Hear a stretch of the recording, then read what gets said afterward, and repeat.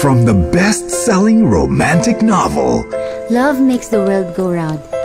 Somewhere out there, meron daw someone na meant for you.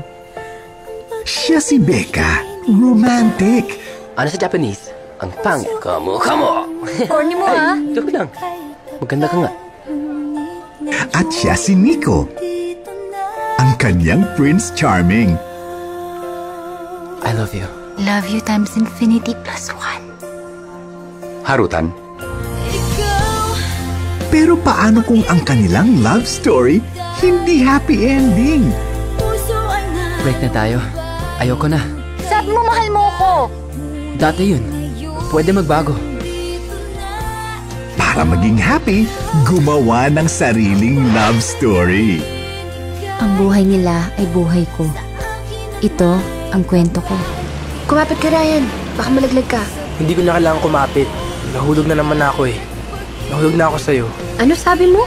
Makikita mo pa ba ang iyong happy ending? Maria! Ryan! Ryan! Pwede mo bang i-rethink yung ending ng storya mo? Masyadong malungkot eh. Huwag kayong umasa sa happy ending. Hanggat hindi pa happy, hindi pa yun ending. Becca! I still love you. Nico, tama na. Huwag mo nang paglaruan ng feelings ko.